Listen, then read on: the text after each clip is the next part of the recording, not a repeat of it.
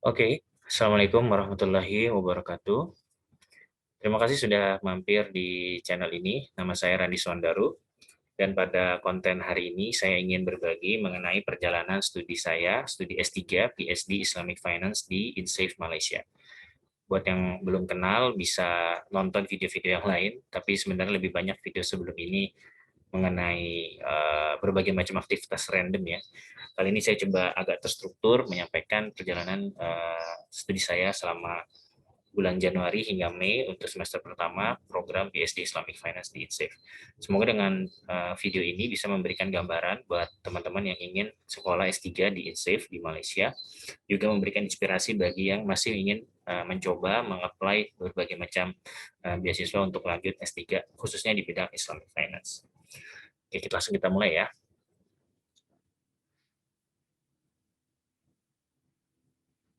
Oke, jadi saya memulai program S3 saya pada Januari 2021 pada tanggal 10 Mei 10 Januari ya. Dan hari ini tanggal 10 Mei itu genap semester pertama ini sudah berakhir tepatnya pada tanggal 6 Mei yang lalu, yaitu ujian yang terakhir. Nah, saya mengambil studi Islamic Finance pada jenjang S3 di INSAFE melalui beasiswa Chancellor Scholarship yang disediakan oleh INSAFE. Prosesnya cukup panjang, mungkin di video yang lain saya akan jelaskan bagaimana saya mendapatkan beasiswa ini. Beasiswa ini pada intinya mengcover tuition fee dan kita juga mendapatkan monthly allowance. Nah, sebagai kompensasinya kita diminta untuk bekerja sebagai graduate academic assistants yang membantu profesor dan melakukan berbagai aktivitas akademik lainnya untuk universitas. Langsung aja kita mulai. Bagi sebagian besar atau mungkin sebagian orang, langkah mengambil PhD itu mungkin sebuah langkah yang besar dan perlu difikirkan secara serius ya, baik secara komitmen, keuangan, prioritas dan sebagainya. Begitu juga dengan saya, dan alhamdulillah di tengah berbagai macam kesulitan di tengah pandemi ini, alhamdulillah dapat beasiswa yang bisa memberikan kemudahan untuk mengambil studi S3 ini. Dan yang saya ambil ini adalah PhD Islamic Finance yang dimulai pada Januari 2021 yang lalu. Buat yang belum tahu ya, INSAFE itu International Center for Education in Islamic Finance, yaitu universitas di bawah Bank Negara Malaysia ya, didirikan oleh Bank Negara Malaysia dan merupakan salah satu yang terbaik di dunia saat ini. Oke. Nah, studi yang saya ambil itu adalah coursework and dissertation. Nah, pada bagian ini saya akan jelaskan mata kuliah coursework apa yang saya ambil pada semester ini. Jadi ada 5 mata kuliah. Yang pertama adalah corporate finance. Pada mata kuliah ini kita belajar finance yang berkaitan dengan perusahaan. Kita belajar tentang bond, sukuk, capital management, dan lain-lain. Pada mata kuliah ini ada yang delivery secara online untuk kuliahnya, kemudian kita juga punya tugas-tugas. Ada artikel review dan ada satu project paper. Untuk project paper ini saya untuk semester ini kemarin dapat tentang financial fraud. Dan insya Allah papernya ini akan saya persiapkan juga untuk submit ke jurnal, insya Allah. Mohon doanya.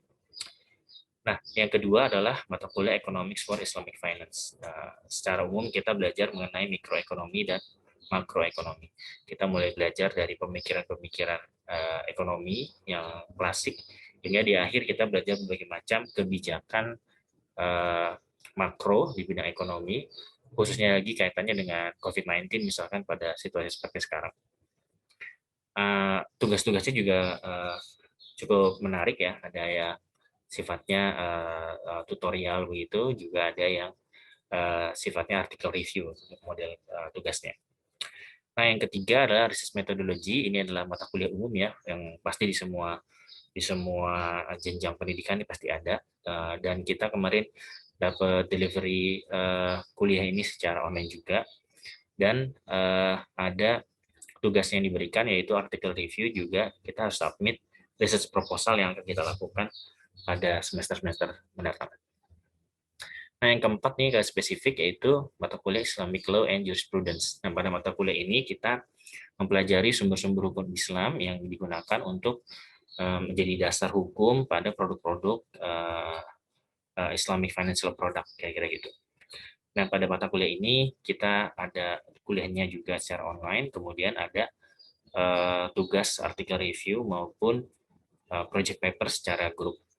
Nah, pada mata kuliah ini saya dan teman-teman untuk project papernya itu mengambil tema Islamic Fintech untuk agriculture financing, dan insya Allah akan kami submit ya dalam proses review untuk menjadi jurnal, insya Allah, mohon doanya.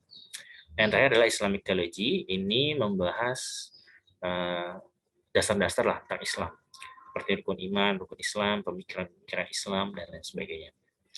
Mata kuliah ini agak berbeda yang lain karena kredit semesternya 0, tidak ada nilainya kredit semesternya, tapi wajib diambil. Ujiannya pun secara online, kuliahnya secara online yang mandiri, yang bisa kita akses melalui student portal yang kita punya. Nah, Insafe juga bisa bicara soal student portal tadi ya, mereka punya learning management system yang sangat baik, yang memudahkan kita sebagai mahasiswa untuk belajar secara online di tengah situasi pandemi seperti sekarang. Jadi nggak usah ragu untuk yang masih ingin coba-coba atau ingin mempersiapkan diri untuk pilih Insafe untuk kuliah kalian, masih dibuka nih untuk bulan Juni ini ya, dan nanti ada lagi September.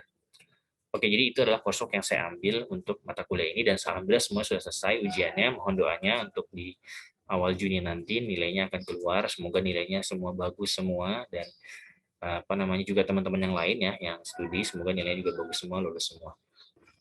Oke, jadi selain coursework atau kuliah yang saya ambil tadi, saya juga bekerja sebagai graduate academic assistant sebagai bagian dari beasiswa yang saya terima. Jadi kegiatan graduate academic assistant ini kurang lebih mencakup 4 hal. Yang pertama, supporting professor, conducting research, delivering teaching and tutorial, kemudian juga bantu untuk kegiatan publikasi akademik. Nah, dari keempat ini saya lebih banyak pada semester pertama ini membantu profesor untuk melakukan penelitian, juga melakukan publikasi ilmiah. Jadi kami semester ini salah satu yang paling besar adalah melakukan riset mengenai zakat dan kontribusinya terhadap COVID-19.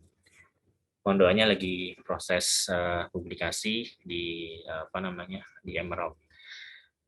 Itu jadi kegiatan yang kami lakukan sebagai graduate academic assistant. Bagi teman-teman yang lain mungkin yang dapat beasiswa Chancellor Scholarship, aktivitasnya mungkin berbeda-beda juga. Ada yang mengajar, ada yang juga mendelivery tutorial dan sebagainya macam. Tapi untuk semester pertama ini saya lebih banyak di 3 hal tadi. Oke, berikutnya saya ingin sampaikan beberapa kegiatan saya di luar kegiatan perkuliahan maupun kegiatan graduate academic assistant tadi. Jadi selama Januari hingga Mei ini saya ada beberapa prestasi lah ya, bisa dibilang demikian. Yang pertama adalah publikasi ya. Jadi alhamdulillah bisa menerbitkan satu book chapter ya, satu bab di bukunya Muhammad Maksum Billah tentang Islamic Fintech Insight and Solution. Saya kontribusi satu chapter, judulnya Utilization of Digital Technology for Zakat Development. Ini saya tulis bersama Ustadz Irfan Sokibek, kemudian sama rekan di Basnas, Ibu Priesta Rizkiningsih. Selain yang ini juga ada lagi publikasi yang lain. Alhamdulillah di Global Islamic Finance Report 2020-2021 yang diterbitkan oleh Cambridge GFR ini, saya bisa bekerja sama ya bersama Bapak Hilmun Izhar, staf di Islamic Development Bank. Ini sebuah publikasi yang salah satu yang paling penting ya di bidang Islamic Finance, yaitu Global Islamic Finance Report yang dikeluarkan tahunan. Nah, pada kesempatan ini saya berhasil menerbitkan satu chapter juga, judulnya Zakat for Socio-Economic Empowerment, Lesson Learned from Basnas Indonesia. Pada tulisan ini saya lebih banyak membahas bagaimana dampak zakat secara sosioekonomik yang kita lakukan di Basnas. Oke, berikutnya saya juga kemarin berhasil menulis sebuah artikel yang diterbitkan di Republika, judulnya Harnessing Wakaf to Respond Climate Crisis. Intinya ini berbicara mengenai bagaimana wakaf bisa turut berkontribusi untuk merespon krisis iklim.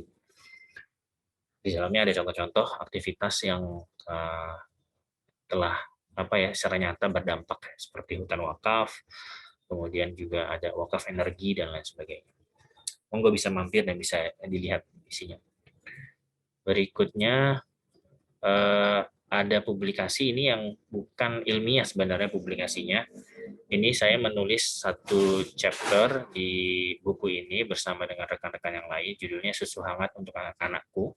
Isinya ini sebuah kumpulan tulisan, ada yang isinya itu surat dan surat dan cerpen ya, yang ditulis oleh orang tua kepada anaknya atau juga calon orang tua kepada anaknya. Nah, di buku ini saya menulis satu chapter judulnya Pradana Nusantara, dan alhamdulillah kemarin lebih dari 130 buku kalau nggak salah bisa kita jual. Ya alhamdulillah sangat menarik dapat kesempatan bekerjasama dengan Mas Jamal Irfani ya selaku ketua timnya dan menerbitkan buku ini. Alhamdulillah. Berikutnya, nah selain dari selain publikasi, saya juga sempat mengikuti satu conference, yaitu Conference International Conference on Islamic Finance 2021 yang diselenggarakan oleh Hamad bin Khalifa University. Nah, ini dilakukan secara online ya karena masih pandemi, dilaksanakan pada 4-6 April yang lalu.